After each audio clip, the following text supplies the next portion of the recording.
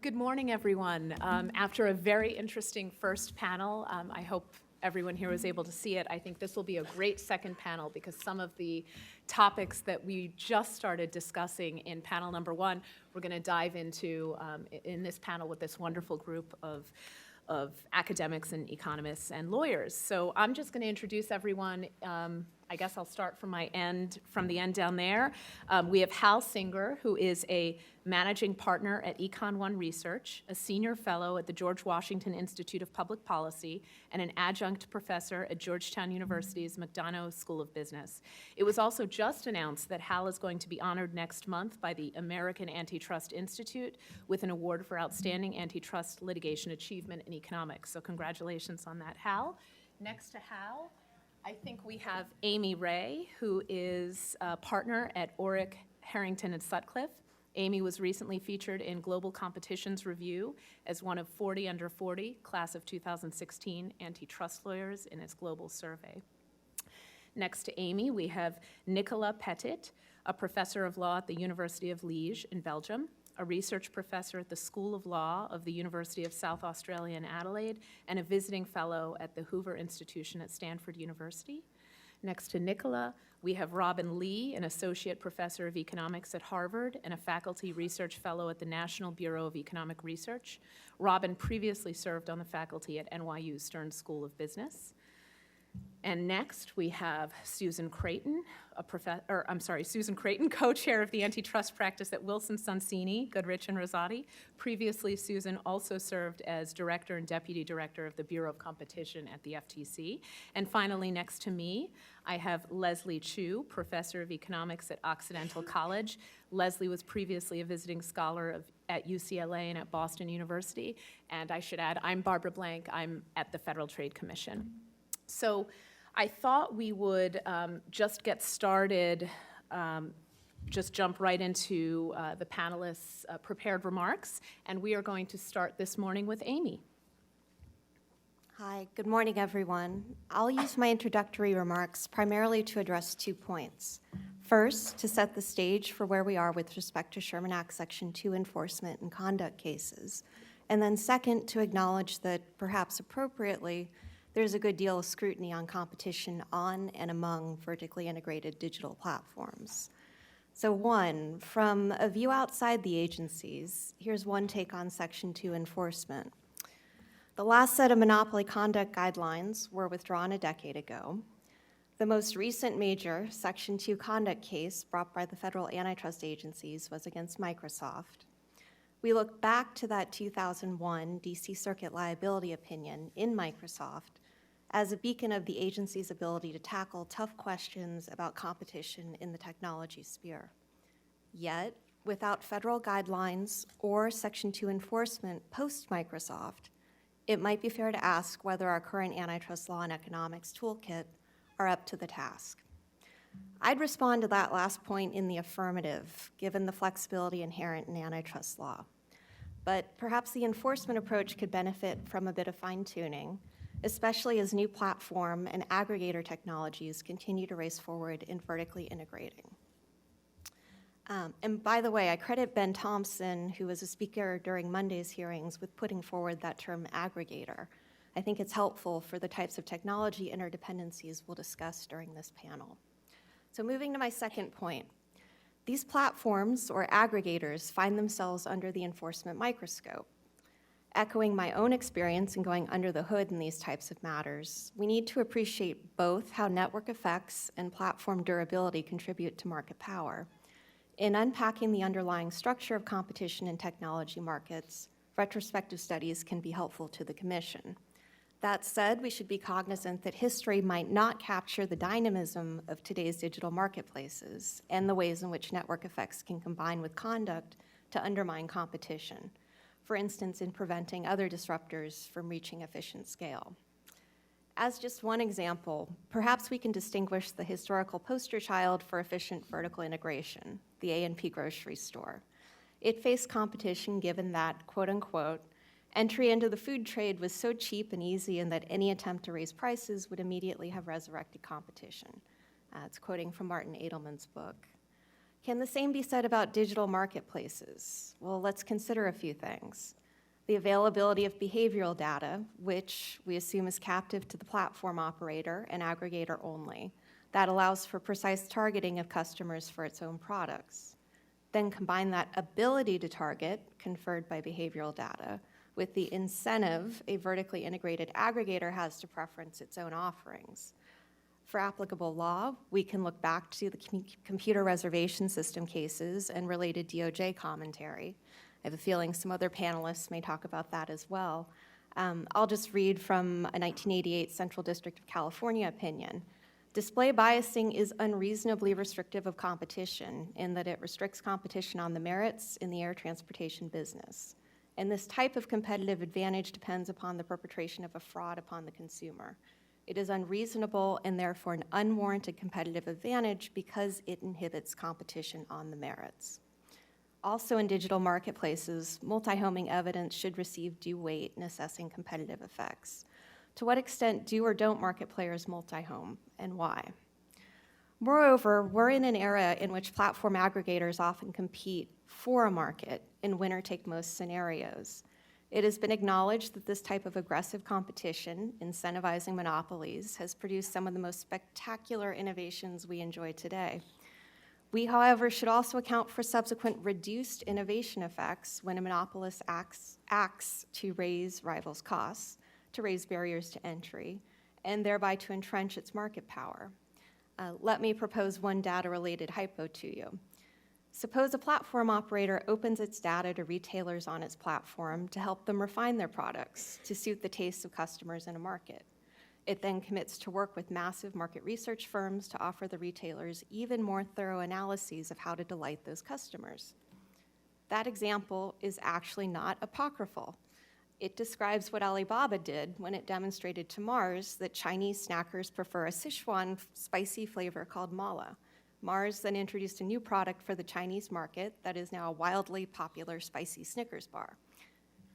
Of course, Alibaba is a non-integrated platform. Now, does a vertically integrated platform aggregator have the incentive to share that data? If not, and it opts not to introduce the innovation, that innovation may not come to market. You and I, sadly, might never devour a spicy Snickers bar. So wrapping up, where do we go from here? Again, retrospective studies could clarify the durability of any single platform aggregator's market power, but these industries move quickly and history has its limits. Are new single firm conduct guidelines the answer? I submit enforcement policy need not be articulated in that formal a manner. Moreover, we all recognize it was difficult to obtain consensus during the last round. But practitioners in the business community at large do need some guidance on vertical integration, related conduct, and the range of remedies enforcement agencies would consider. The report coming out of these hearings is a good opportunity for that input. I'll look forward to hearing my co-panelists' contributions and how we apply cutting-edge, vigorous economics to these issues. And I'd like to end with a quote from the late Chairman Potofsky, explaining his mindset on competition. Antitrust is a deregulatory philosophy. If you're going to let the free market work, you'd better protect the free market. Thank you, Amy. Next, we will hear from Hal, who will come up.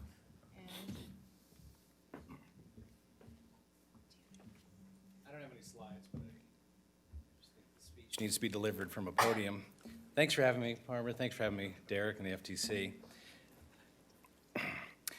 Dominant tech platforms have the incentive and ability to leverage their platform power into ancillary markets by vertically integrating and then favoring their affiliated content, applications, or wares in their algorithms and basic features. A platform owner should be concerned for the overall health of its ecosystem, which in theory should discourage it from squeezing complementers. But that calculus goes awry when a platform enjoys monopoly power and can take its customers for granted. Dominant tech platforms can also exploit the vast amounts of user data made available only to them by monitoring what their users do both on and off their platforms, and then appropriating the best performing ideas, functionality, and non-patentable products pioneered by independent providers. If these practices are left unchecked, the resulting competitive landscape could become so inhospitable that independents might throw in the towel, leading to less innovation at the platform's edges. In a recent issue of The Economist, venture capitalists referred to the area around the tech giants in which startups are squashed as the, quote, kill zone, end quote. Classic examples of new ventures that have flown too close to the sun include Diapers.com, Bare Bones Workwear and Beauty Bridge in Amazon's orbit, Foundem.com, TripAdvisor, Shopping.com in Google's orbit, and Snapchat, TimeHop, and Grubhub in Facebook's orbit.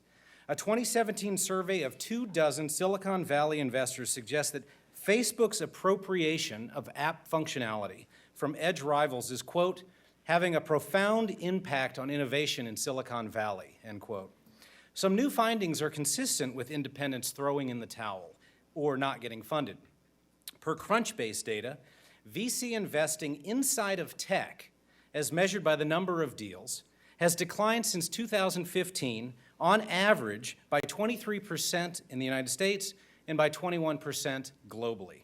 In contrast, VC investing outside of tech increased over that same period, suggesting the problem might be tech-specific. And new research using PitchBook data reveals that broadly defined industries in which Amazon, Google, and Facebook, inside the Amazon, Google, and Facebook orbit, experienced a collapse in venture capital first financing since 2015, a reduction not observed in comparable tech sectors. There are three basic approaches to dealing with this threat to edge innovation. First, we could lean on antitrust enforcement to police discrimination pursuant to the Consumer Welfare Standard. Second, we could police these episodes on a case-by-case basis pursuant to a non-discrimination standard. Or third, we could erect structural barriers via legislation to prevent dominant platforms from annexing ancillary markets. I'm on team non-discrimination, but before I defend its merits, let me briefly discuss the demerits in the approaches of team antitrust and team structural relief. The antitrust path leads to under-enforcement because judges increasingly interpret the Consumer Welfare Standard to require demonstration of a tangible, short-run harm to consumers. And yet, most episodes of discrimination will not produce a price, quality, or output effect. Moreover, the snail's pace of antitrust adjudication ensures that edge innovation would be dead by the time relief could be administered. On the other side of the spectrum, structural separation is a messy undertaking. How one draws the boundaries around a platform's core mission is not straightforward. Not all ancillary offerings require the same level of ingenuity or creativity, and thus not all verticals present the same welfare trade-offs. Barring Google from incorporating a commodity feature, such as answering a math problem, while beneficial to rival math apps, would likely reduce the welfare of users in the short run without any offsetting innovation gain. Finally, structural separation can always be imposed after less invasive behavioral remedies have been deployed without success. The problem from an economic perspective is not vertical integration per se. The problem arises when vertical integration is followed by discrimination in a vertical that entails innovative or creative energies. That is, in verticals where the best source of innovation is likely to come from independence. Under a non-discrimination regime, Amazon would be free to sell private label masks, and Google would be free to collect and attempt to organize its own restaurant reviews. But as soon as these platforms vertically integrate, they would be subjected to a non-discrimination standard. This standard would be enforced via a complaint-driven process initiated by the party alleging discrimination. The standard would prevent Google from limiting its search results for local doctors or local restaurants to Google-affiliated content. Instead, Google would be required to run its PageRank algorithm across the entirety of the public web for local searches. Under a non-discrimination standard, a vertically integrated Google could discriminate in its organic search results in every dimension save one, whether the results are affiliated with Google. An added benefit of my approach is that it borrows from the solution to a nearly identical problem concerning vertical integration by a dominant platform in the late 1980s and early 1990s. The dominant platform of that era was owned by cable operators, many of whom vertically integrated into programming. Based on a handful of compelling anecdotes, which revealed the vulnerability of independent cable networks operating at the edge of the cable platform, Congress created a specialized dispute resolution process that operated outside of antitrust and provided a forum for independent networks to lodge discrimination complaints against vertically integrated cable operators. The protections were not supported by an econometric proof of diminished edge innovation owing to discrimination, but instead were motivated by a simple political preference that independent networks were an important source of innovation in content and were deserving of protection. To create similar protections for independent content providers of the internet era, Congress would have to pass a law with a private right of action. It could give the FTC power to resolve these matters administratively, or parties could develop federal common law on this issue by trying cases before Article III judges. So, I have a modest proposal for the agency. The FTC should pursue a Section 2 case against a tech platform when the harms manifest as a price, output, or quality effect. In the absence of a tangible consumer injury, the FTC could pursue a Section 5 case by treating discrimination as an unfair practice. In any event, at the end of its competition hearings, the FTC should ask Congress to give the agency a new source of authority to adjudicate complaints against vertically integrated tech platforms pursuant to a non-discrimination standard. The FTC already has an administrative law judge. Now it just needs a mandate from Congress and some complaints to protect edge innovation. Thanks. Thank you so much, Hal. Robin? Yes. Sorry, stay seated, it's fine. Thank you. Well, good morning, everyone. First, I want to thank the organizers and the commission for bringing this panel together. I'm going to take a slightly different tack than the previous panelists. I'm going to put on my academic hat and discuss two research papers that talk about platform markets I've been involved with. And this is in the view, as noted by Susan and others in the previous panel, that understanding the economics is a useful first step for later discussion. I hope to show that, or how rather, we can use econometric tools to measure the costs and benefits of integration and exclusionary conduct by platforms. And along the way, I hope to emphasize some nuances of these markets that are important to consider when thinking about competition and welfare. Okay? So the first paper I want to discuss is on integration in the multi-channel television industry. Now, this is a setting I'm sure many are familiar with, given recent events. Essentially, there are upstream channels here in orange that have to contract with downstream distributors in blue to access customers. What do we do in this paper? Well, I, along with several co-authors, including Greg Crawford, Mike Winston, and Ali Yurokuglu, build and estimate a bargaining model of the cable industry in order to quantify the pro and anti-competitive effects when high-valued content, here regional sports networks, or RSNs, vertically integrate with distribution. Now, I think multi-channel television is a nice industry to start with because the efficiency and foreclosure effects here are present in many other platform environments. In particular, the efficiencies that we measure and focus upon include the standard elimination or reduction of double marginalization, as well as the better alignment of incentives regarding strategic actions. Here, those strategic actions include increased carriage of integrated content, but in other industries could include R&D and investment. The anti-competitive effects we're going to focus upon include these foreclosure effects, primarily downstream foreclosure, by which we mean an integrated content provider either completely excludes or disadvantages rival distributors when it comes to carrying its programming. This includes raising rivals' cost effects. Now, what do is we simulate vertical mergers and divestitures for approximately 30 RSNs in our sample period, which is in the mid-2000s. And our key findings are that on average across channels and simulations, there is a net consumer welfare gain from integration. Don't get me wrong, there are significant foreclosure effects and rival distributors are harmed.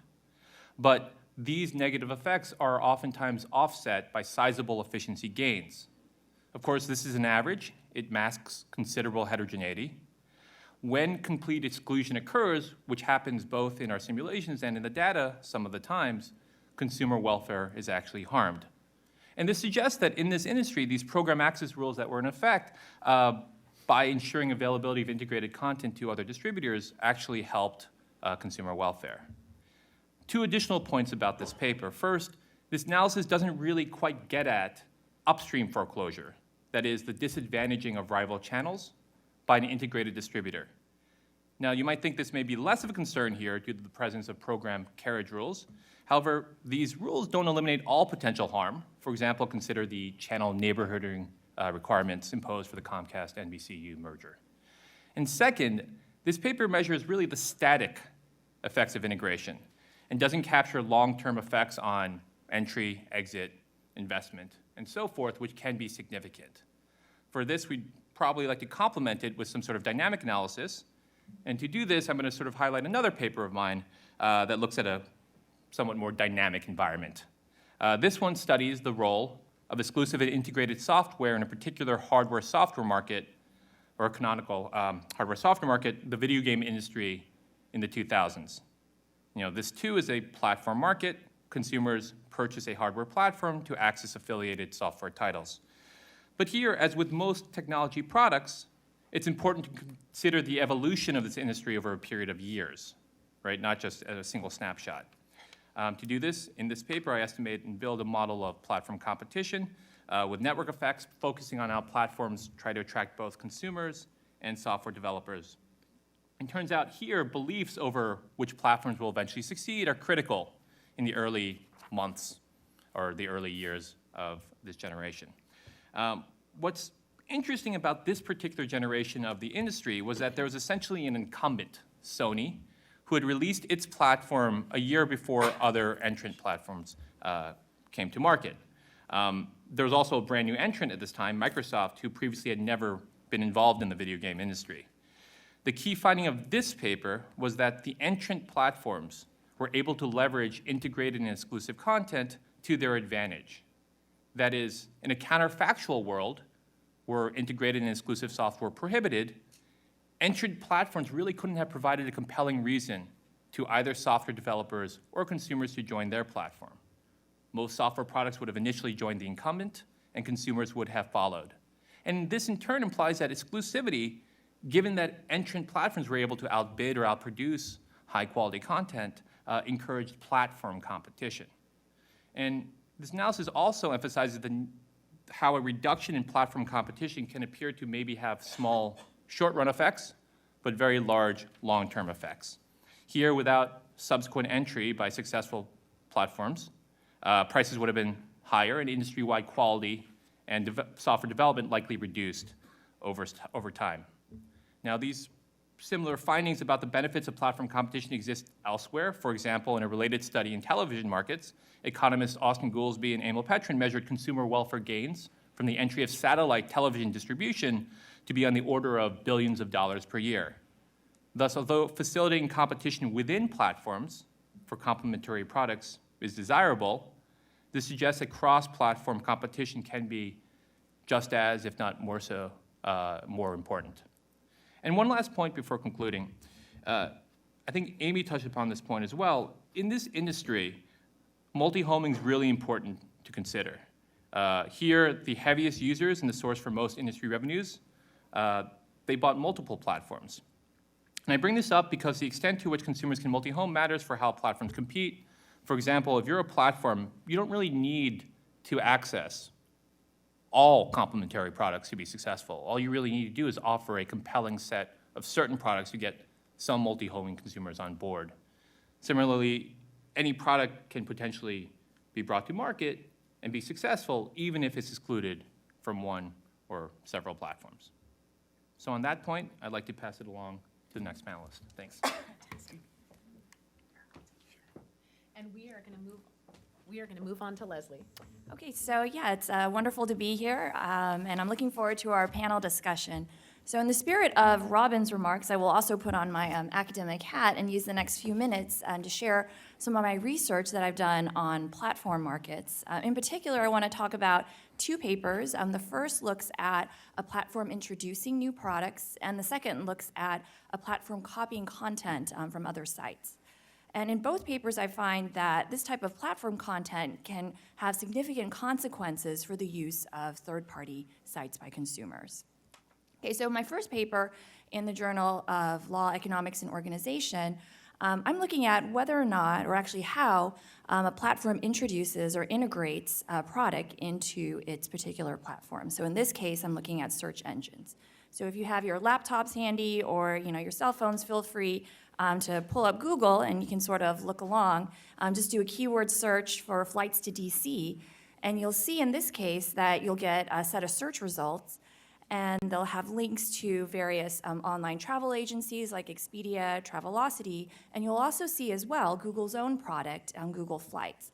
So the question I'm interested in is, how does the integration of Google's own products, in this case Google Flights, and at the time Google Zagat restaurant ratings, how does that affect the use of third-party sites? So what happens to Expedia and Yelp?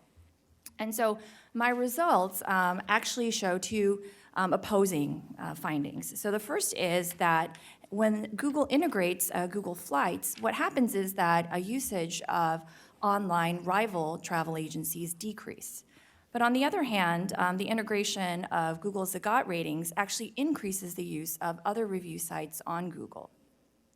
And so in other words, what this is saying is that Google Flights is serving as a direct substitute or direct rival to other online travel agencies, while Google Zagat restaurant ratings are actually a complement towards other review sites. So it seems that the consequences for third parties really matter whether you're looking at consumers searching for quality information or pricing information.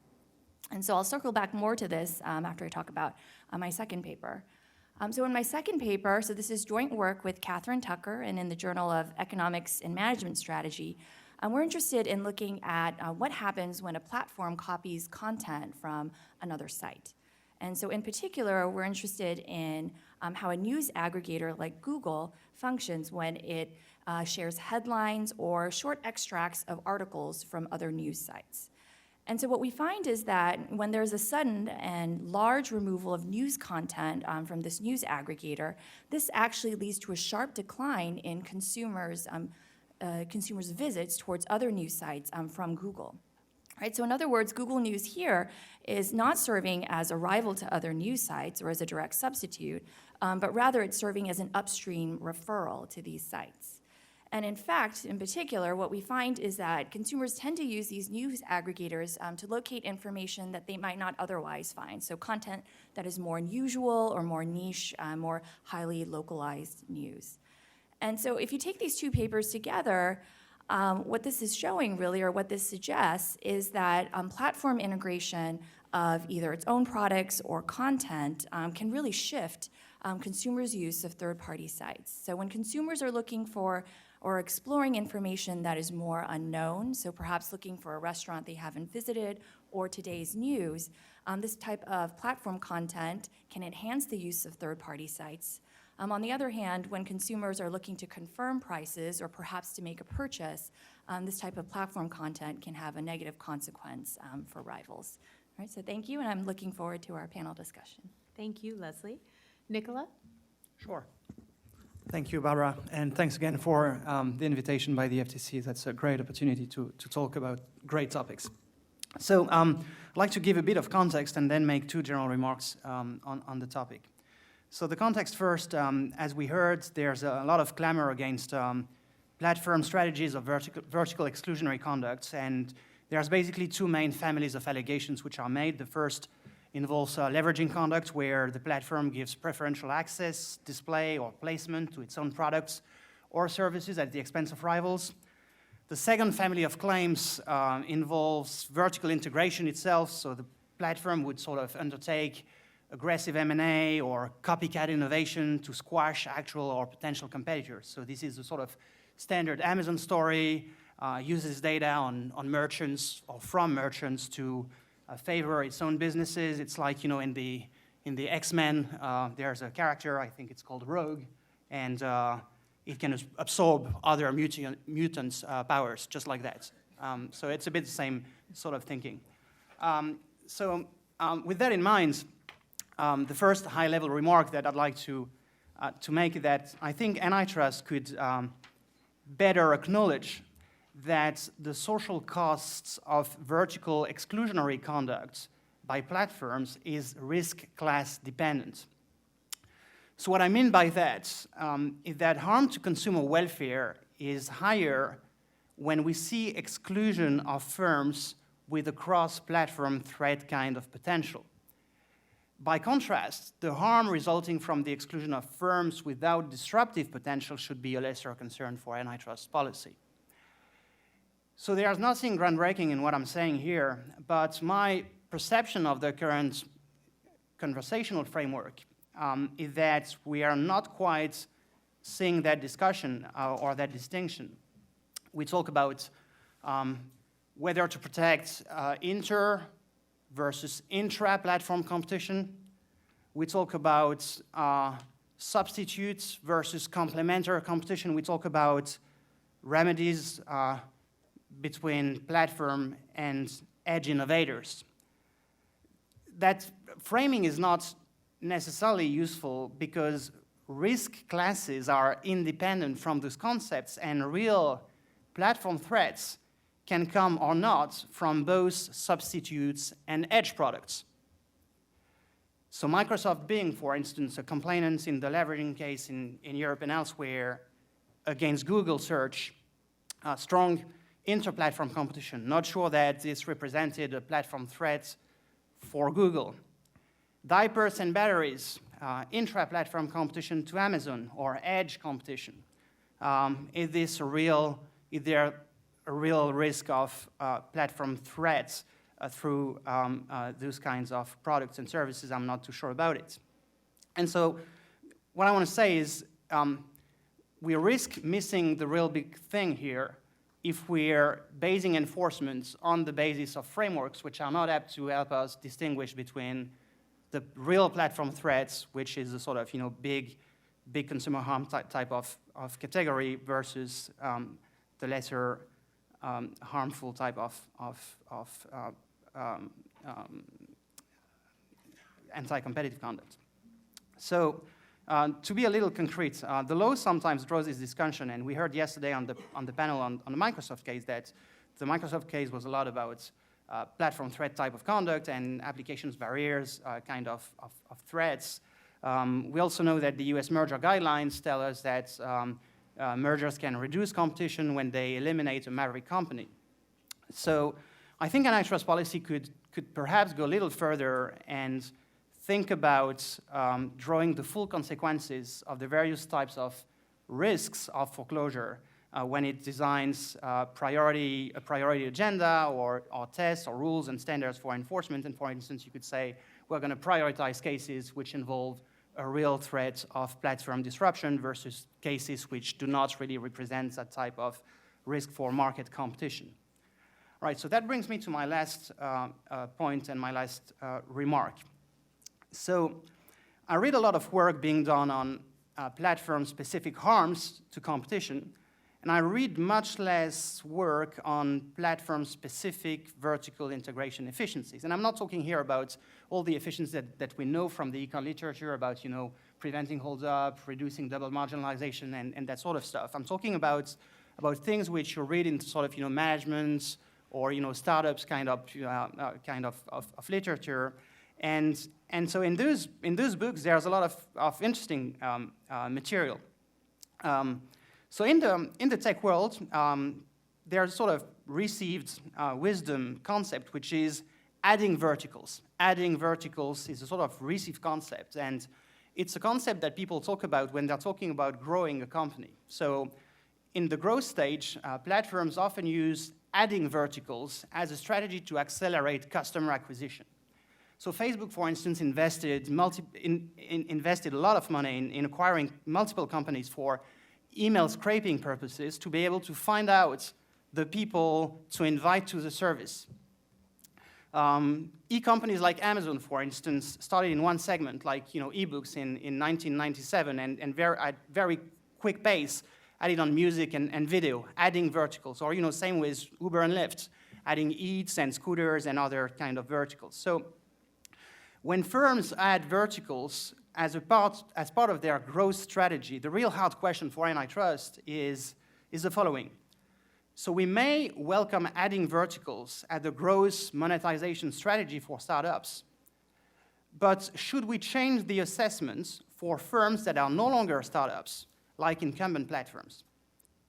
And when should be the tipping points where adding verticals no longer is legitimate?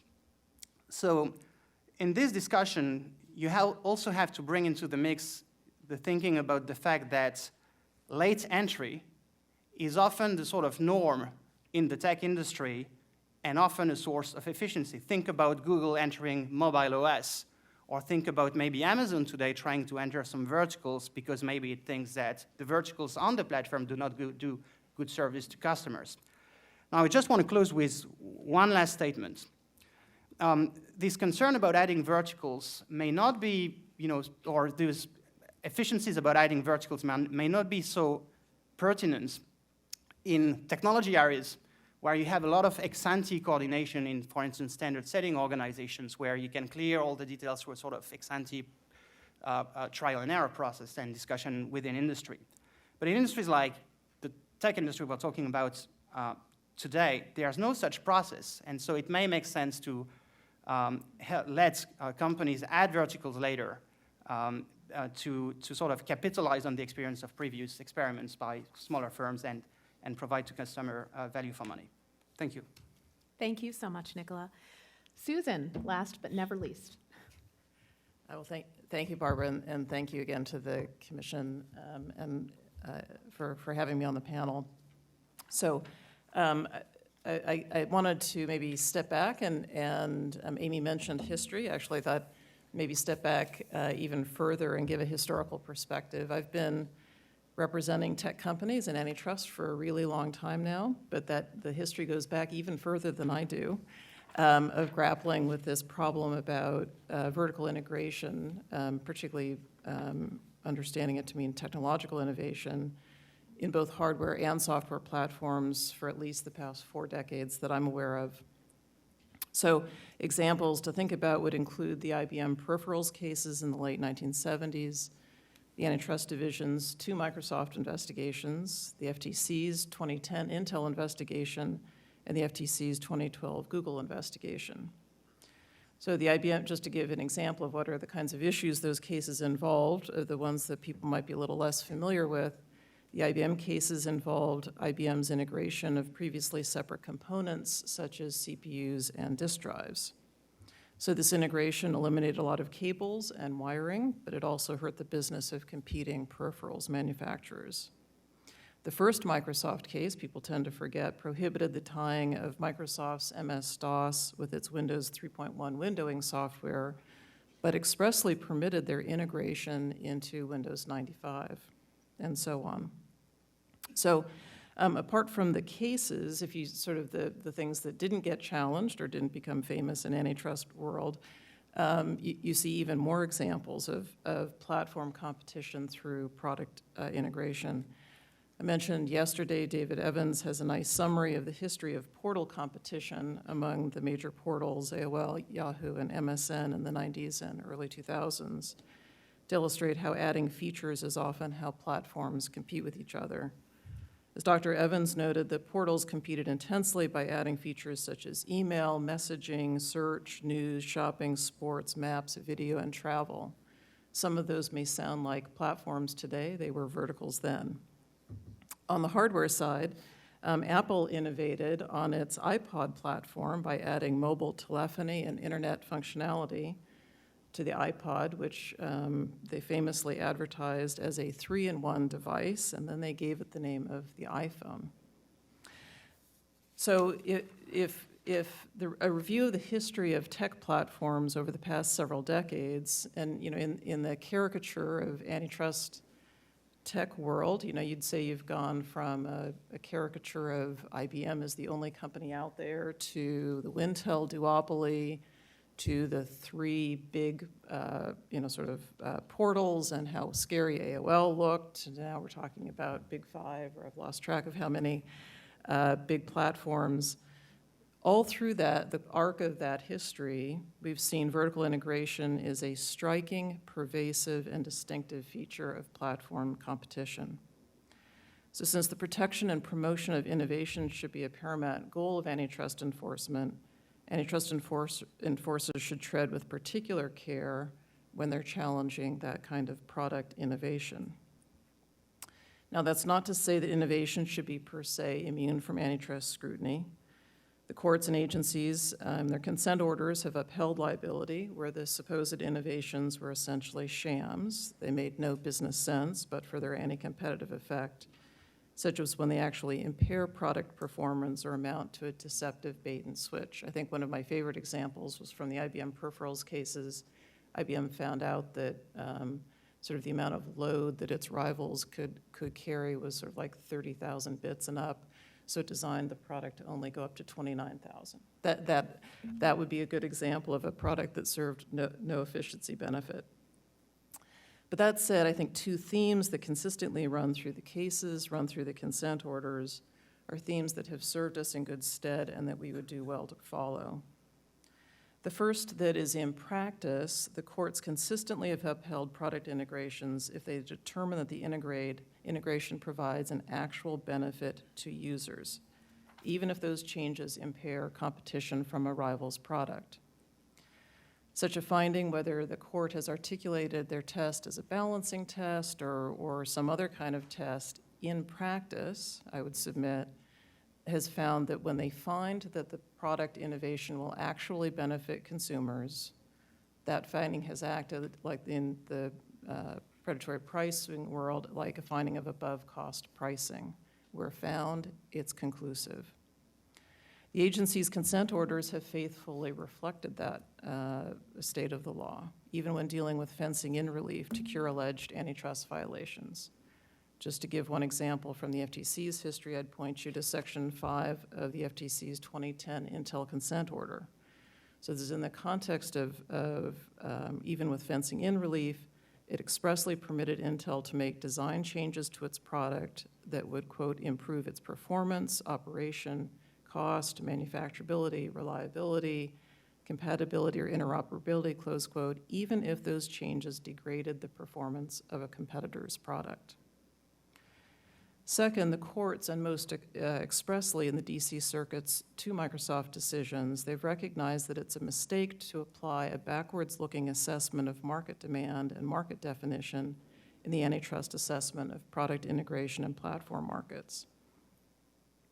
So in Microsoft, this actually arose first in the first consent decree case. We didn't really spend much time on the Microsoft panel yesterday talking about that case. But since the consent order permitted Microsoft to, quote, develop integrated products, close quote. So again, the consent order very faithfully, like the Intel consent order, reflecting this consistent agency concern. This is over the course of a decade and a half, because I think that consent order was from 93 or 94. Like the Intel 2010 consent order. In that case, the DC Circuit was wrestling with what did integration mean, since it was dealing with sort of the combination there of Windows 95 with the browser. And the court observed that integration implies the combination of things that previously were separate. But then it rejected the notion that it would make sense to apply tying laws backwards-looking separate demand test in those circumstances, precisely because sort of the kind of thing that Robin was flagging, it effectively penalizes the first firm to innovate by combining what previously had been two separate features. I think maybe Susan, I forget it was Susan or Judy mentioned on their last panel, sort of using it on her phone, previously, so having functions that previously were separate, and then she was, sort of they just came with the phone.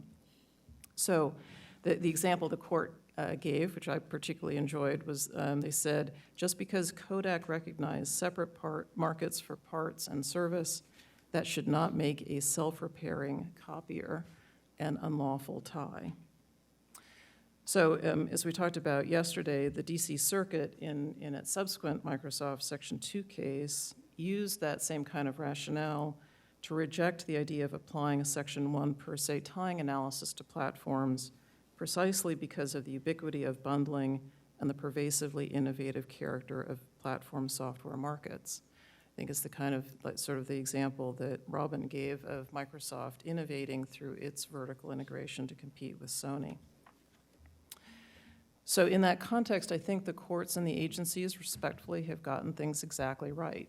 So I think because product integration is integral to how platforms compete, and for that matter to competition in most, if not all, high-tech products and services, we've been tending to focus on platforms here.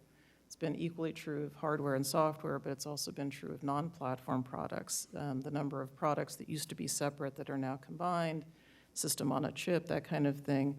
We should be very wary of rules that could inadvertently chill the development of the DC Circuit's self-repairing copiers. I, for one, every time I stand at a copier and get it jammed, would welcome the innovation of a self-repairing copier and the elimination of all paper jams, even as much as that development would be less welcome for those in the copier servicing business. Thank you, Susan, as would I, by the way. Thank you so much to all of the panelists. We are going to move on to questions, and one housekeeping note, as with the first panel, there should be FTC staffers walking around with note cards, and please feel free to take one and write down a question for the panelists. With that, though, before we move on to questions, I wanted to give everyone a chance to respond to any of the introductory remarks by other panelists, if there are any.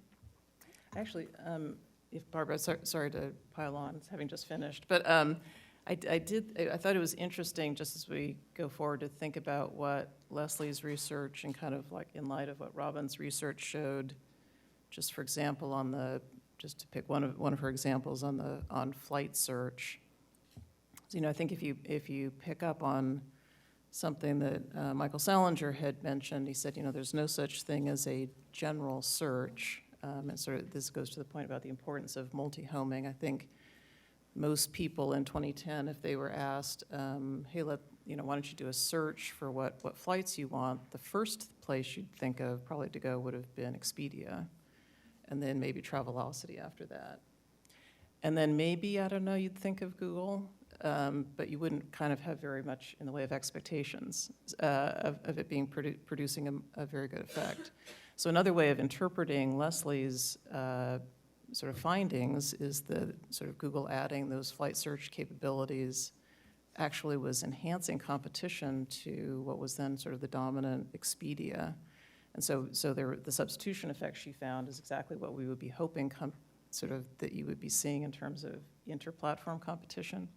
So I just point that out in light of, sort of like Robin's example of Microsoft competing against Sony, as we're thinking about sort of, I think the empirical economic research is great, and it's wonderful to be seeing the results, to be kind of thinking about sort of what, in sort of as we're framing our questions, not to be getting into sort of an assumption, which I don't think either Leslie or Robin were suggesting, but that sort of like somehow we live in a very multi-homing world, and so sort of getting into a world of sort of assuming that everybody competes on a platform and then another platform and then another, that can be a constraint that I don't think necessarily reflects how people's consumer behavior actually is.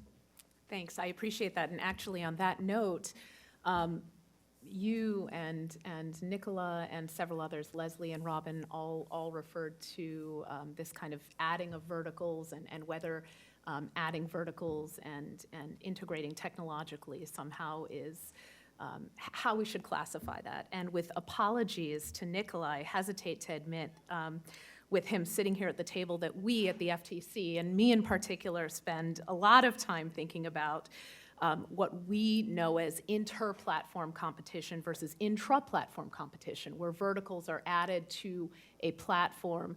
Now, I know some argue that that's a false divide, or we shouldn't think about things that way. Of course, Susan referenced the Microsoft decision. There was a whole panel yesterday on the Microsoft decision. Microsoft, in my interpretation, really did focus on that question. The idea that these verticals, the Netscape Navigator, the Internet Explorer browser, were these vertically integrated products, but the DC Circuit focused not on the tying and dominance in this downstream market. Certainly the DOJ brought that claim, but rather the impact of that tie on the upstream operating system market. And the first panel, I wasn't going to raise Amex, but I'm crazy, so I will. The first panel spent a lot of time on Amex, and I thought one of the points that may have been overlooked, there was no one pro-DOJ on that panel, so I'm gonna argue on the DOJ's behalf. One of the points that I thought didn't really come up in that first panel was this idea of vertical restraints that uphold or soften competition among the platforms, and that was certainly underlying the Department of Justice's theory. It wasn't about the vertical restraints, or one might argue it wasn't about the vertical restraints and the anti-steering, it was how those anti-steering provisions affected competition between MasterCard, Visa, Discover, and American Express. And so my question for the panel, and this is for all of the panelists, is when people like me sit around the FTC or DOJ staffers, what should we be thinking about in terms of intra-platform competition? Should we ever really care about intra-platform competition for the sake of that competition between websites on Google, between merchants on Amazon, or Apple's vertically integrated products versus a downstream rival? Or is the only real issue in a case whether we can prove inter-platform competition, evidence of inter-platform competition harm? Anyone that wants to answer? I'll take it. Please, Hal. So, I actually think that the question is premised on a false assumption of inter-platform competition. I think competition among the platforms here is exceedingly weak. I don't think from a consumer's perspective or a user's perspective, you would view what Google is offering in terms of search to be a reasonable substitute to what Amazon is offering in terms of e-commerce or what Facebook is offering in terms of social media.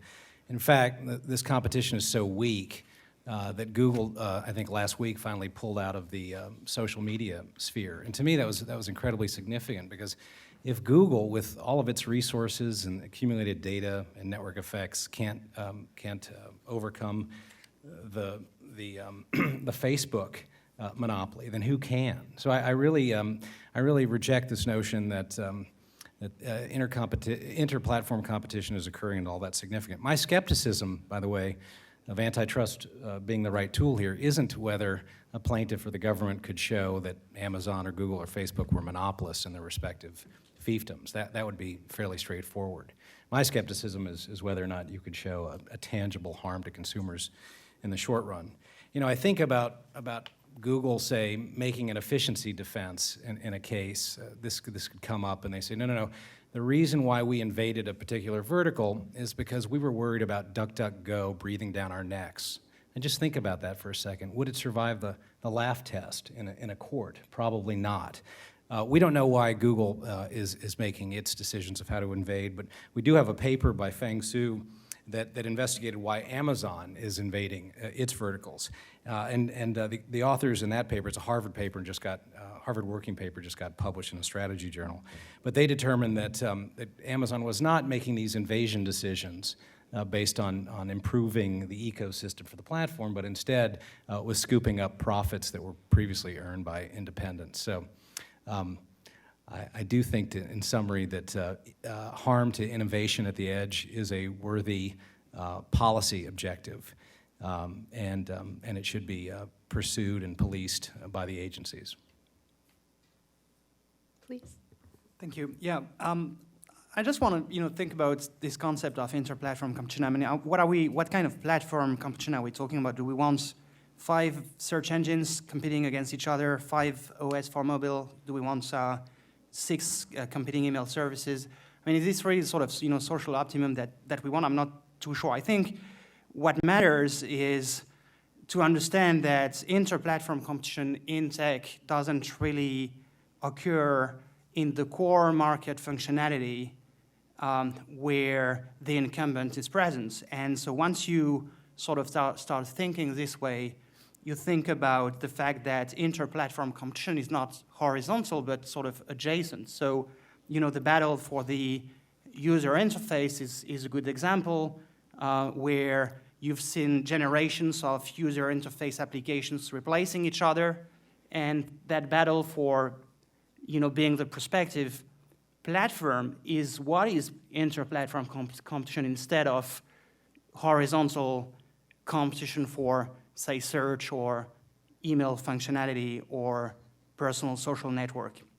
And I think as long as we have a healthy degree of adjacent interplatform competition, by the meaning that I just mentioned, where some people see kill zones, I think a lot of people see opportunities. So you could think that, a monopoly in the platform market that you're looking at is not really a kill zone, but a lighthouse, which tells entrepreneurs where they should not invest and deflect effort towards trying to envelope, bypass, leapfrog, or just sort of obsolete the platform that you're talking about. And I think we don't, in the antitrust world, manage to capture that source of competition, which is prospective in nature. Anyone else? Please. Make one point, if we sort of adopt this intra versus interplatform framework, and Barbara, you alluded to this as well, I think it's a nice point to make, that even if it appears that interplatform competition is relatively robust, there's several platforms, you want to think about the possibility that intra-platform harm can lead to harm or softening of interplatform competition. For example, if you have a platform that, let's say, makes its customers more reliant on integrated or exclusive products by perhaps disadvantaging rivals who are not providing products served by rivals, you might be increasing switching costs, lock-in, and so on and so forth. So although something may look reasonable right now, over time, the situation could change. So I just wanted to sort of bring that point up again. So Barbara, I agree, I agree with you on your characterization of the Microsoft case, and I do think it was the theory of that case was, the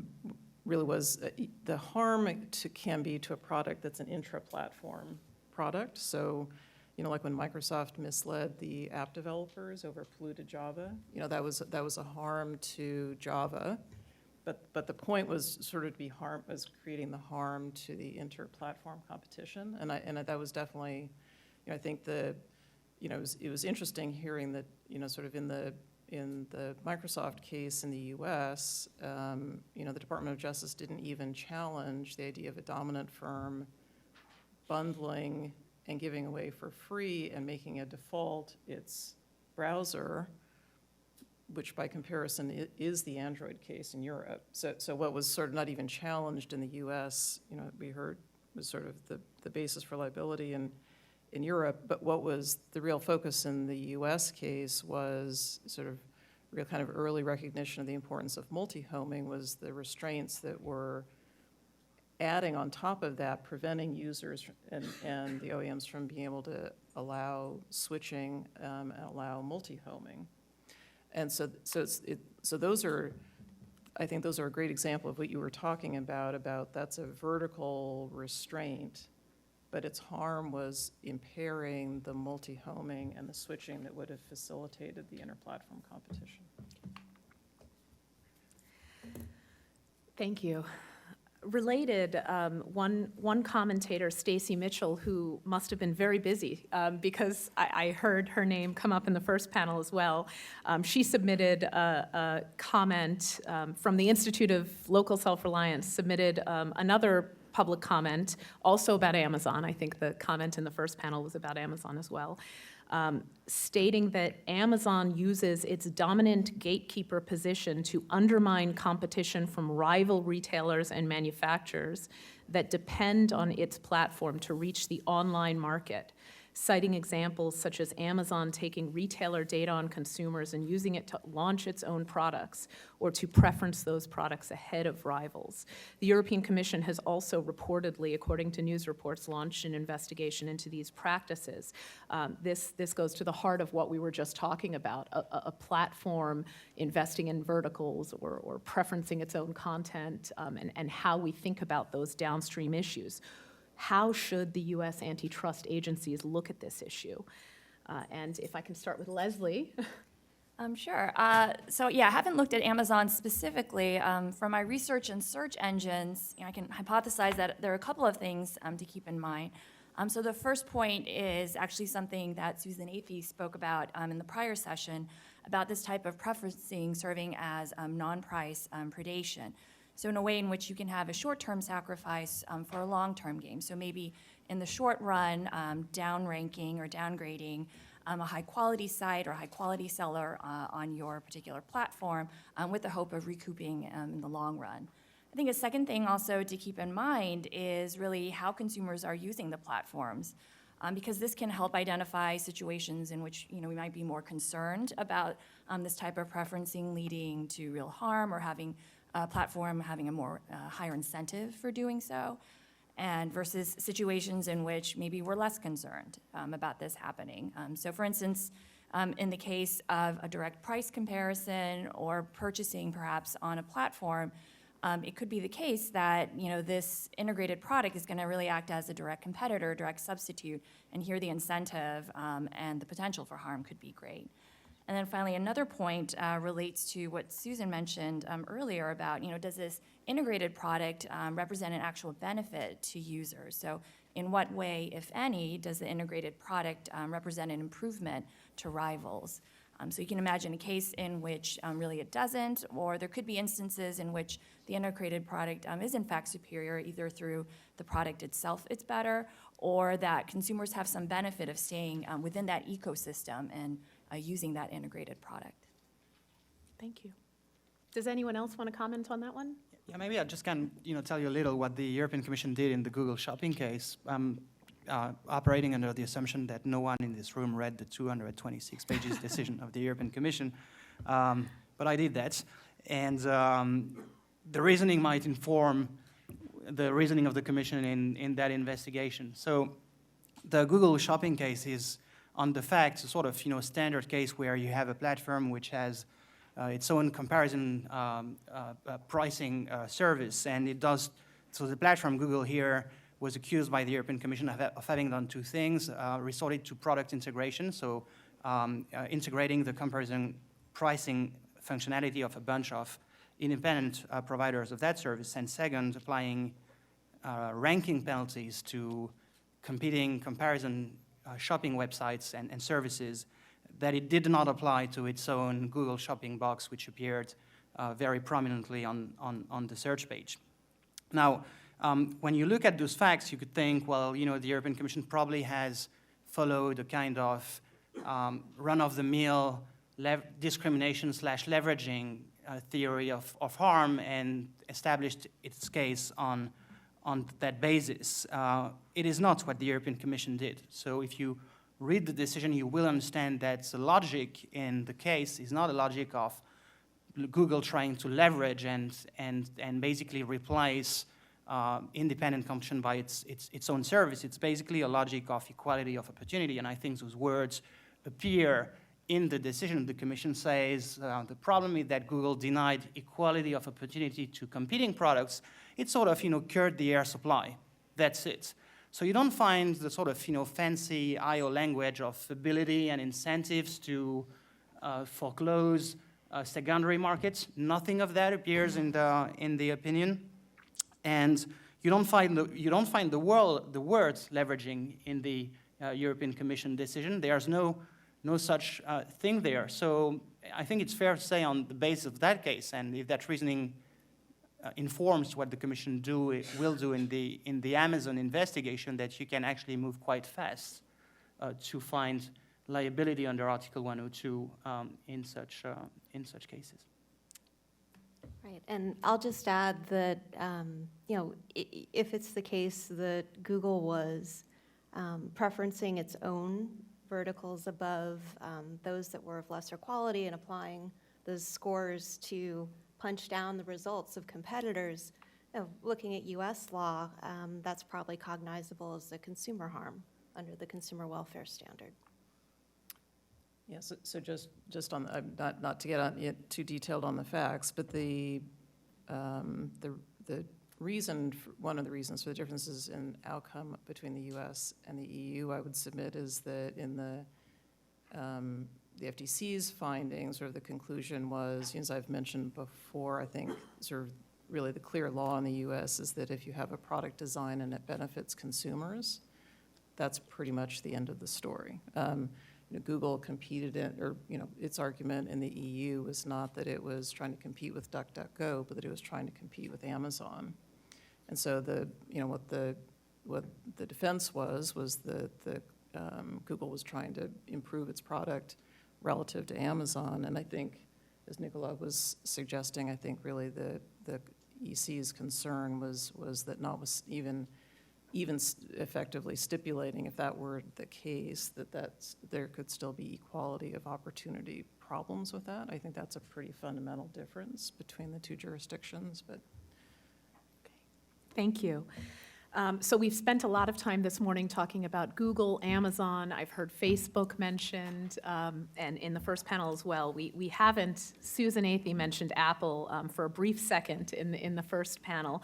And of course, the biggest difference between Apple and Google and some of the others is that Apple is, of course, a closed platform from soup to nuts. It manufactures its own hardware. It puts its own software. It is not an open system under any sense of the word. Is there something unique about a closed platform like Apple, or to a lesser extent Facebook, that makes preferencing one's own content or integrating or these kinds of vertical integration issues we've been talking about today less harmful? Please, Hal. Okay. Well, while I'm making friends with the platforms, I'll pick on Apple as well. Apple would not be immune from this non-discrimination regime that I am pitching, and I think that you can understand what Apple is doing on its app in its app space to be very similar to what the other platforms are doing that I discussed earlier. There was an old case regarding Google Voice, where Apple wouldn't allow Google Voice in the App Store until about, I think it was resolved in 2010. I understand that Apple is alleged to be using its terms and conditions to keep certain independent apps out of the App Store that might compete against its own apps. And then most recently I came across a story in which Apple took off an app that was offering a time management tool, and Apple was trying to promote its own. So I actually think that sort of discrimination in favor of your own app would lend itself very naturally to the non-discrimination regime that I have in mind. And then finally, I would just say that I think there's something to be said for regulatory symmetry. I wouldn't want to peddle a regime that would uniquely pick on Google. I think that it's important that whatever set of rules that we come up with at the end of this ought to apply equally to all the platforms. And so, it's important that both Google, Apple, Facebook, and Amazon would be subject to these sorts of complaints. yes, so I wanted to quarrel with the hypothetical a little bit, or the premise or something, because it might help just in terms of how we think about platforms that.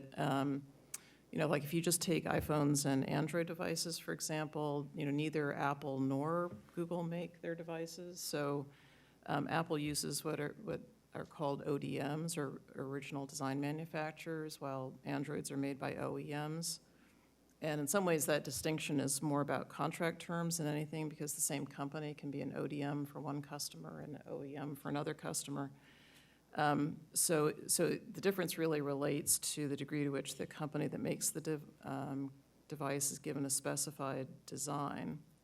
So whichever model you're following, how much flexibility you can give can vary. So like Microsoft followed an OEM model with desktops, but didn't give its OEMs very much flexibility. So there's sort of this range here. And I think, maybe to pick up on Hal's point from a slightly different angle, I do think that business model choice about how you choose to distribute your product shouldn't really affect how we think about openness for platforms, because I think both in all three of those examples, Microsoft, Android, and Apple, they were all open in the sense that they were a platform that tried to attract not just users, but also third-party apps. So, so originally, I think Apple reportedly had been considering not having any third-party apps on the iPhone.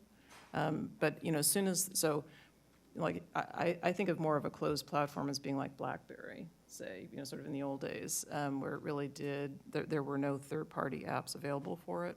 But I'd say that once you have an app store, you are a platform. And so I guess I'd say whatever rules we're thinking about, you could, if you're, just to give a hypothetical, if you were Apple, you could do a polluted Java, right? I mean, you could be encouraged, you could be making representations to your app developers and then changing the terms and creating lock-in. I mean, so I would encourage the commission not to be distinguishing different business models where really kind of the platform nature people were calling that, was it platforminess? Is that what they're calling it? The OEM part of it is really not kind of fundamental to the antitrust analysis.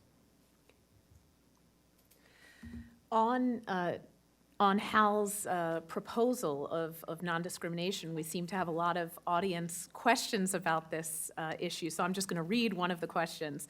What do the panelists think of Hal's suggestion about Congress granting the FTC broader authority to enforce a non-discrimination standard? Anyone? I'll take it, Barbara. Creative. I said in my opening remarks that perhaps we let the antitrust remedies try it first, and then what's of less preference is then to go to a regulatory regime, which is what that would be.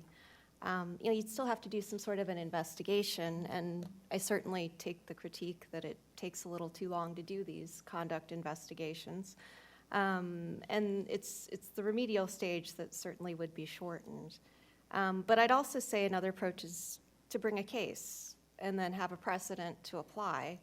And even better, that precedent deters similar conduct. This one, thank you, Amy. Does anyone else want to comment?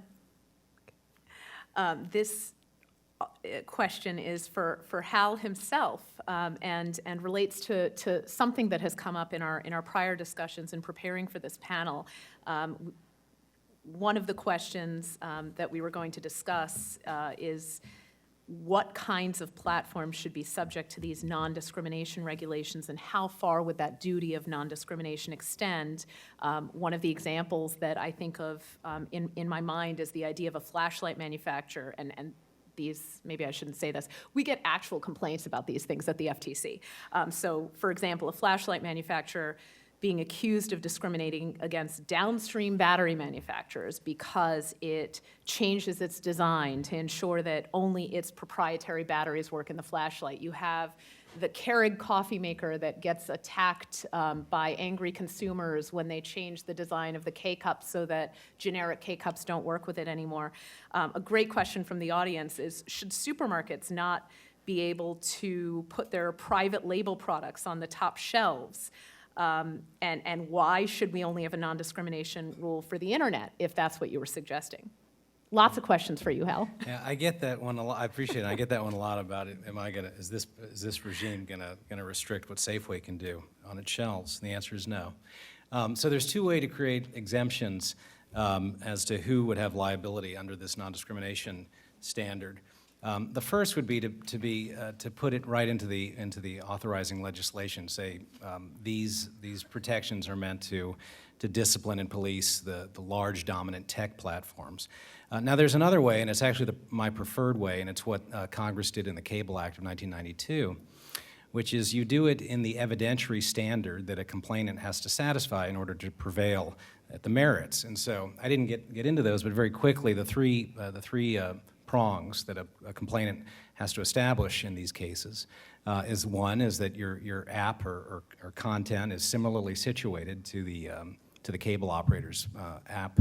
Number two, that you received disparate treatment and you did so because of your lack of affiliation as opposed to some other efficiency justification. This is the causation prong. It allows the cable operator to provide efficiency defenses. And then third, as a result of 1 and 2, you were materially impaired in your ability to compete effectively or unreasonably restrained. And it's that prong that I believe has prevented anyone from using the non-discrimination protections to file a suit against, say, a mom-and-pop cable operator. And the reason is that if you were to do so, you would likely fail on that third prong.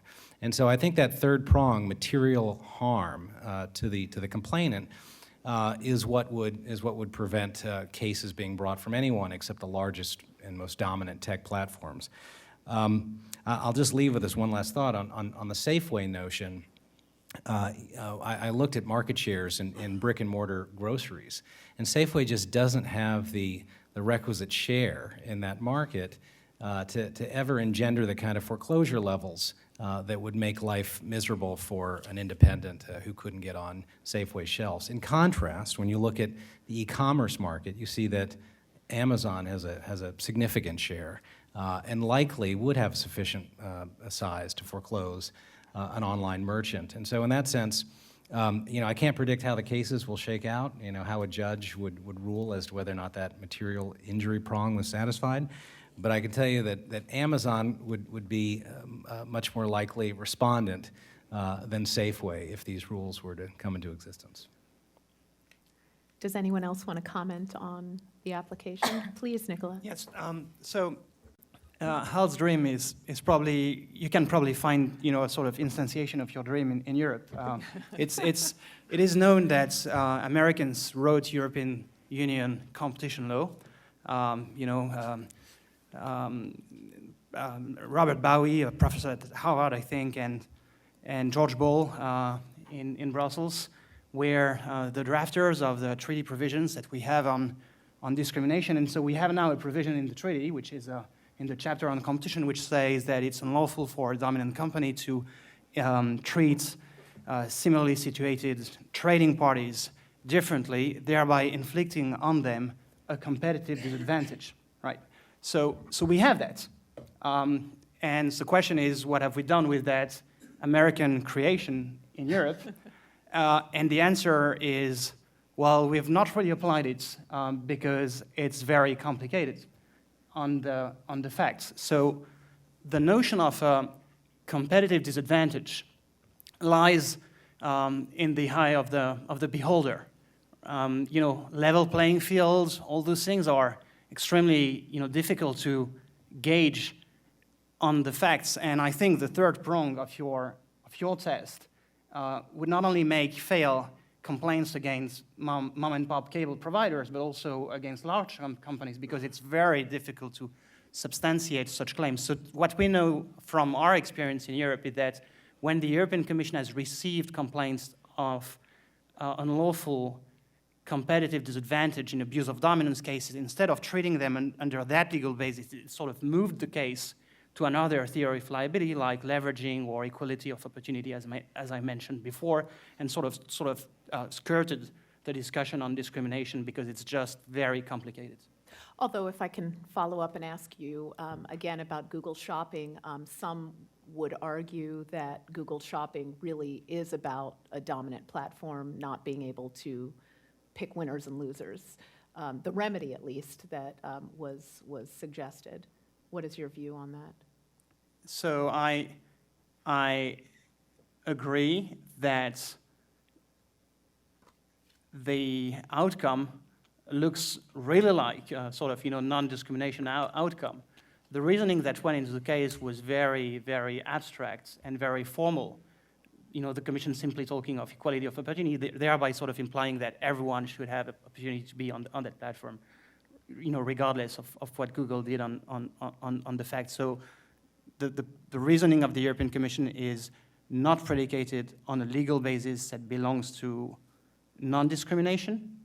I don't think the concepts actually of discrimination appear literally in the decision. The European Commission talked of equality of opportunity, and that basis only was material in reaching that outcome. Yeah, just to, I'm sorry. No, go Oh, ahead, Rob. both of you, please. Oh, sure. No, I wanted to just bring up a point that's related, but I don't think has been brought up quite yet. And that's regards to regulation that might, let's say, tilt bargaining leverage away from platforms towards a product market where the participants have market power. And I'm not quite sure if Hal's proposal would fall into this bucket. The details do matter. But what I mean is a possibility that, using an analogy from healthcare settings, where if you think of insurance providers as a platform by which consumers join them to access medical providers, I have a paper with a co-author that examines, let's say, minimum network standards or must-carry provisions. In that setting, we find that actually those provisions, although motivated by access and making sure people can get to doctors and hospitals that are close to them, can result in higher negotiated input prices and potentially higher premiums, thereby harming consumer welfare. And this happens because insurers are able to play off substitutable providers against one another. And these substitutable providers actually have local market power. And healthcare is fairly concentrated in most local markets. So pulling back now to the tech space, it could be the case that Amazon in certain product markets are really negotiating with manufacturers, and those manufacturers are concentrated in whatever products that they're offering. And so one just wants to bear in mind that there are other potential consequences that can happen when we impose these kinds of restraints on what platforms are and are not able to do. And this also comes to like cable television. Can they design bundles, leaving off certain channels to target or to better cater to consumer preferences? And perhaps those would be considered as efficiency justifications for doing what they're doing. With regards to negotiating better prices, it's perhaps unclear how to think about those savings. Yeah, so I just wanted to make just three, I guess, practical points or, sort of concerns about Hal's proposal. The first one was, if you read his articles, I think Hal shows a commendable concern about not having the process become too encumbered and slowed down and that kind of thing. But just in terms of the practicalities, what we're typically talking about here are claims about technological favoring or tying. Barbara may recall, she and I were involved in a case once, not involving any company that's been named to my knowledge in these hearings, but there was an alleged allegation that it was a software platform, that they were engaged in discrimination, and ended up having to examine the code, sort of have a clean room, and it was like the most kind of crown jewels of the company's business, so sensitive trade secrets, experts galore. I mean, sort of the practicalities of this just sort of, I guess would be one thing just sort of be kind of thinking about.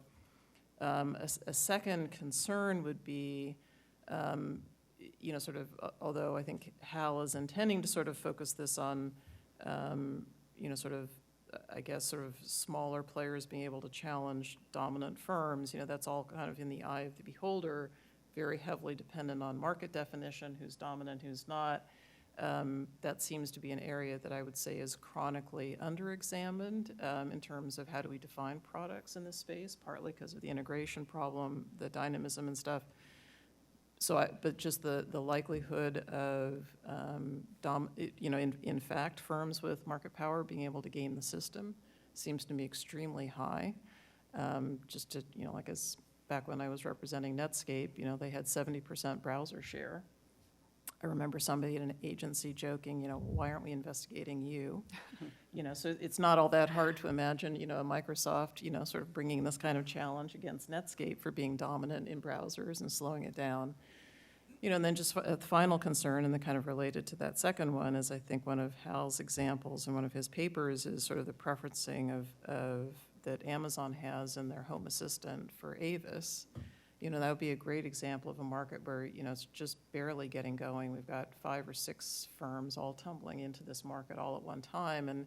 And sort of if you think about sort of untying, like what is the technological preferencing plus gamesmanship plus innovation in the market, just, it's very hard to imagine kind of, there's a reason we end up going slow.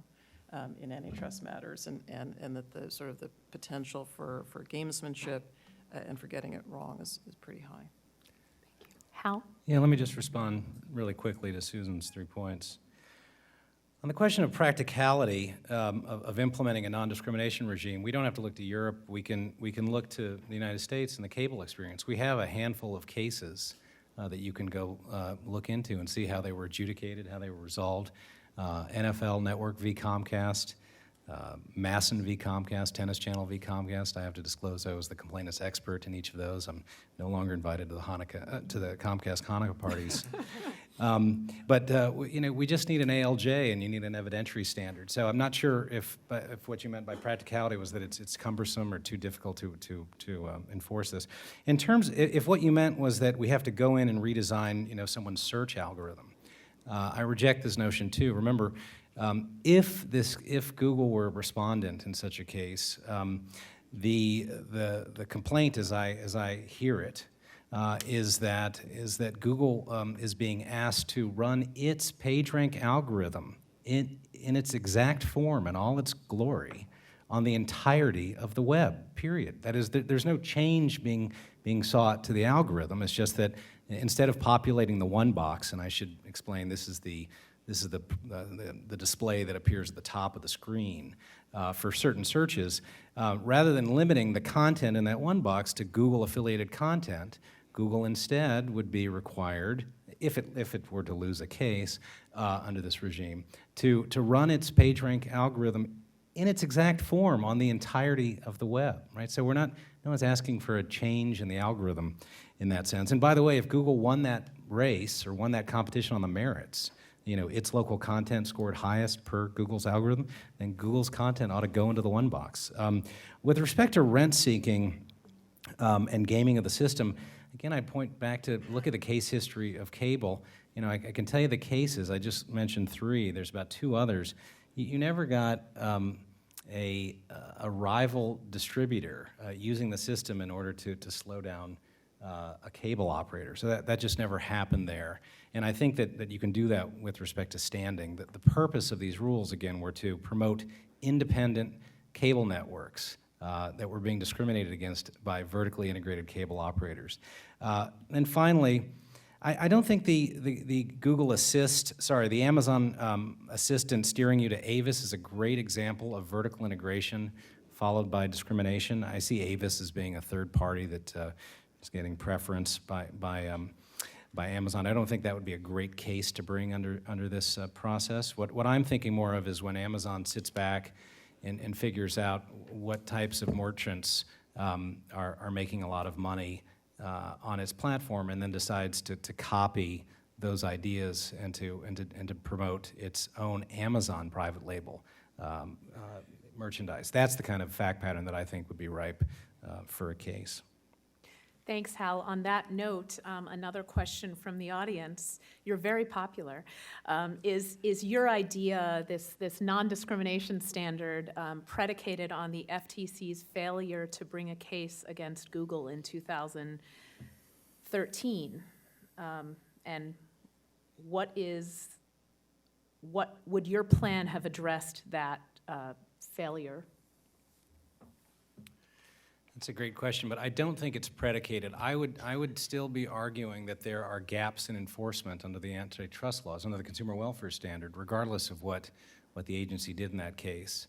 And I just want to point out too that if this regime were to exist on the sidelines, it would in no way immunize the tech platforms from antitrust cases. I mean, take Comcast. There have been famous antitrust cases brought against Comcast in light during the period of the non-discrimination regime. You probably heard of a case that went up to the Supreme Court called BREN v. Comcast, which was an antitrust case concerning clustering. And so I don't think that it would in any way foreclose an agency from bringing a standard case. But what I said in the speech, and I'll just remind folks that, again, if I don't want to send someone into a landscape that I expect them to lose. I don't think anyone would want to do that for whoever they're advising. But, and this is important, but if you can find a case where the harm presents itself as a price, output, or quality effect, then by all means the FTC should bring that case. And I'll point you to a paper by Michael Luca at Harvard and Tim Wu, Columbia Law, who have shown that there could be a product quality case brought against Google with respect to allegedly degrading its search results in order to favor its own content. Now that was on a very limited search term, and I think that you would probably need a greater sample and a bigger database in order to bring a case based on that kind of product reduction in quality. But that's a case that I think could, with further evidence, lend itself to analysis, to scrutiny under the antitrust laws. Staying on this non-discrimination legislation that would give the FTC this authority to pursue these kinds of cases, and this question will be for some other panelists responding to Hal. Does requiring non-discrimination skew the incentives of platforms to create innovative and often free content and free ecosystems? And perhaps I can ask Leslie, who's sitting here quietly, to address that. Sure. So, and Nicola mentioned earlier that the growth strategy of firms can also include adding verticals. So I would say, so just based upon economic theory, that there are incentives for platforms to innovate and provide sometimes a free experience for one side of the market outside of integrating its own product or having any sort of preference for its products. So this is really just part of being a platform. It's really in their best interest to maximize the number of transactions that occur to make sure that as many are occurring on their platform as possible. And so a lot of times that means offering the platform free to one side of the market to have a critical mass of consumers or sellers in order to attract the other side. And this could also mean innovating to enhance the user experience on the platform, really just anything to create more transactions on the platform. Does anyone else have any comments on that? Yeah, I just want to say that there's like a fair amount of literature which explain that when firms have imperfectly appropriable assets, it makes sense to add verticals or try to extend the scope of the firm in order to recoup investments and in fixed costs and other things, and so I think that literature, no one has sort of shown me that literature should not apply to platforms markets, and it's fair to say that there's sort of standard theory basis to think about the digital world as a world in which you don't have much appropriability in terms of IP rights and others, which would entitle you to sort of not go through scope or verticality to recuperate those investments. Nicola, one of the comments you made earlier that I wanted to get back to, and this reminded me of it, is you, I think in your prepared remarks, suggested this idea that we should consider whether a platform can add verticals, can vertically integrate depending on the size, nature of the platform. I apologize if I'm misparaphrasing what you said. I'm wondering if that concept takes into consideration the kind of vertical that a platform would be considering, this customer acquisition vehicle, and whether it also requires the antitrust agencies to make guesses as to whether any particular vertical integration will actually add to the dominance of that upstream platform. Mm-hmm. Okay, well, that's a tough question. The questions are tougher in America than in Europe. That's very kind from me to say that. Now, so one way to try to address your question, and one sort of puzzle that I think a lot of observers have when they look at enforcement against platforms in verticals, is why Google Shopping but not Google Flights? And why Google Flights and not Google Music? And why not YouTube? And when agencies apply antitrust in the particular case, those cases are often minimized in terms of their impact by the defendants, which says this finding is for the particular case, and exemplified by complainants trying to sort of explain that those findings should apply across the board to other verticals of the platform. And I think one of the ambiguities of antitrust enforcement is that you have those findings of liability in a particular market regarding a particular infringement and a particular company, and there's very little we can infer in terms of the general deterrence effects or the general implications of the findings. And maybe, you could think regulation should be there, because at least with regulation, you get a clear sense of that the rules apply across the board. You could, think this way. Or another possibility is to try to promote rulemaking by administrative agencies so they can explain that the findings made in particular cases should, extend to certain markets, not others, or all markets. I mean, that's sort of thinking I have on that. Thank you, I appreciate it. And I apologize for catching you off guard. No problem.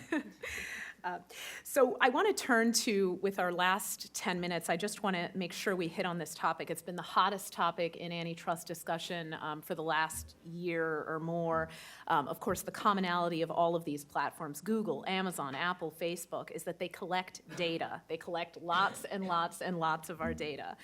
For example, look at Google, which appears to have real clout across every point of the display advertising chain, online display. You look at the buy side, the sell side, the ad exchange itself, and Google is right there at every point. That is a lot of data about each critical point along the advertising continuum. Does data in and of itself provide a competitive advantage to a platform like Google or Amazon or Facebook? Maybe we can start with Robin on that question. Sure, and I do think that there's a sense in which data, say about consumer demographics or product preferences, can be seen as essentially a cost-reducing or perhaps quality-improving technology, and much like know-how or experience, it's sort of gained through the production process. Absent that, you need independent investment to gather it. So if it delivers a cost advantage, for sure, data can be seen as a competitive advantage for a platform. Now, one thing that I want to sort of flag, and one key consideration, this is going to inform policy about that, is what's the minimum efficient scale that a platform needs to achieve to be competitive, to perhaps get to the lowest quality adjusted cost of production, let's say. And questions arise if that scale is so large that really only one viable platform can exist, right? It brings along with it a whole host of natural monopoly concerns or regulation issues. So just things to hopefully have other panelists talk about as well. Oh, please, Leslie. Yeah, so I actually just want to talk a little bit more about what Robin mentioned about a potential quality advantage. So this is something that my co-author Catherine Tucker and I looked at. So we wanted to know whether or not search engines, if they could retain longer periods of user logs, search logs, whether or not this would lead to better quality searches for users. So this is a working paper. It's not published because we didn't find sort of any empirical result. So what we did was we looked at differences in data retention policies, and we found that whether or not they were lengthened or shortened, that it didn't quite affect. We didn't find any effect on really the quality of search that was being delivered to users and consumers. And so there could be a few reasons for this. It could be that having very, very old data doesn't do such a great job of predicting new information. I know that for Google, at least, 20% of searches that happen in a given day are search queries that they haven't seen in the past 90 days. I do think, that this is probably an area that we need, more empirical research on. There could be other ways of measuring search quality, something more indirect than what we do. And of course, there could be benefits to consumers for search engines having longer periods of data, maybe through, algorithm testing or through fraud prevention. Anyone else? Yeah, so maybe actually just to pick up on a note on what Leslie was talking about, and then maybe kind of more broadly on data. So one of the interesting things, I know, maybe it was in a paper you co-authored, Leslie, I know Catherine may have talked about 2 days ago, but the importance of localization when people are kind of looking at sort of scale benefits that, I think she gave the example of I don't really care who has the restaurant reviews in Boston.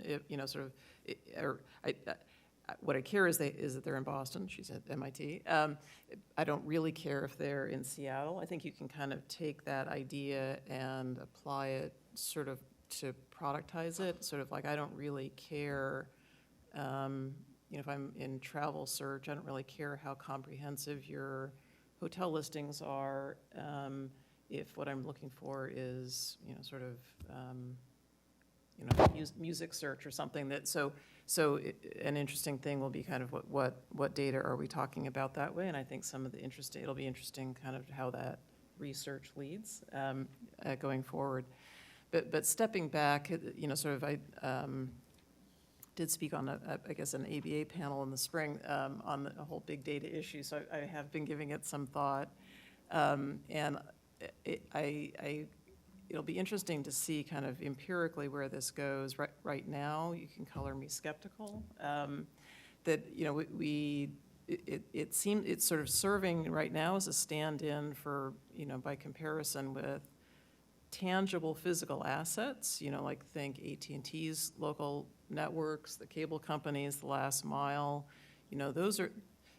It's really easy to see what the barriers to entry are there.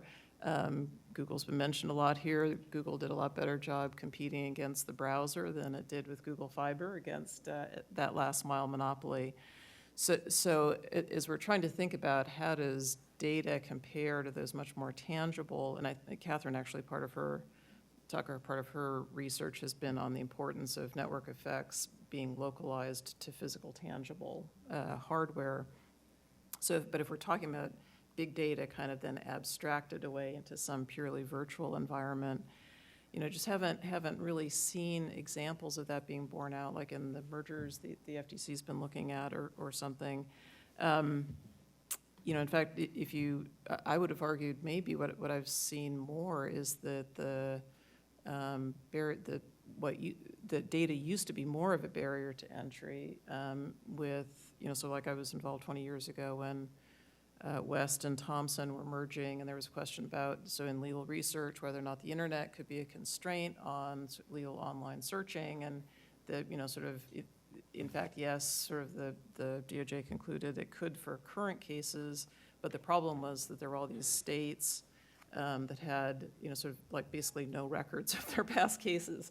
So that was a legacy data problem, and that actually seems to be coming up a lot in a lot of the FTC's recent cases, sort of like the concern about, I think at Verisk Eagle View, there was sort of the concern about archival footage involving roofing. Nielsen Arbitron involved kind of the value of the historic radio TV panels.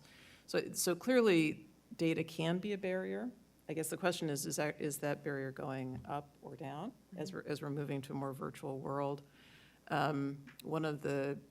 It was interesting to me because our firm was involved in this, sort of the one big data example that Gall and Rubenfeld pointed out was in the Bizarre Voice Power Reviews merger, and said that was sort of that was their example of the merger that best reflected concerns about big data. Respectfully, sort of ratings and reviews are actually kind of the antithesis of big data. I mean, they're actually held up as typically you don't need big data, which is really more about extrapolating odd correlations when you're looking at massive data because you've just got one review, and what I really care about is this guy said this restaurant's good.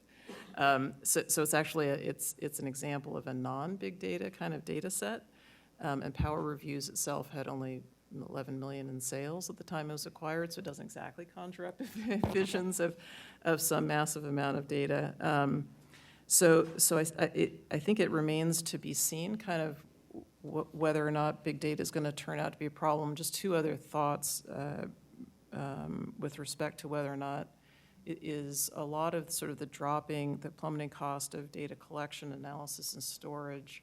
Is it actually going to facilitate competition? So we were also involved, our firm was, in the Zillow-Trulia case.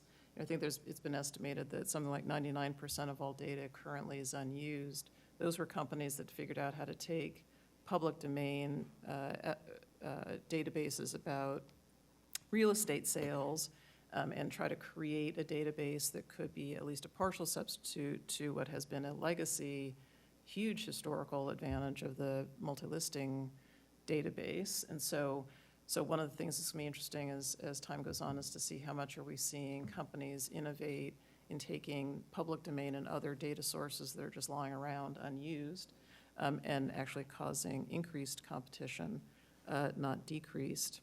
And then I guess finally, I'd say sort of, and kind of relatedly, sort of the question about if there's a lot of different ways to get at sort of use different data sets to get to the same problem, how likely is it going to be that a company actually engages or tries to engage in foreclosure strategies? EC had a very interesting analysis at the time Microsoft was acquiring LinkedIn on this issue, for example. So the question was whether LinkedIn was going to sort of withhold its full data set from Microsoft's downstream rivals, and I think the EC concluded that, basically everybody said, it was a non-replicable data set in one sense, but that Microsoft was not going to have any incentive to foreclose because there were so many other ways that the customers could acquire that data. Thank you, Susan, and I know Hal wanted to respond. Is it okay we go? Please, yeah, Okay. just we're done with our questions, I think. Okay. So I do think that the data is an important tool here for the platforms to use to extend into verticals. There's a great piece by Elizabeth Dwoskin in the Washington Post where she discusses how Facebook uses a VPN called Anovo to monitor what its users are doing both on and off the platform. And when it determines that you're spending too much time outside of Facebook, it can spot what you're doing and appropriate the functionality and bring it inside the mothership. So this could certainly distort competition and the edges and innovation in the edges, and it certainly provides an impetus or a push towards an intervention of some sort. And the question is of what sort.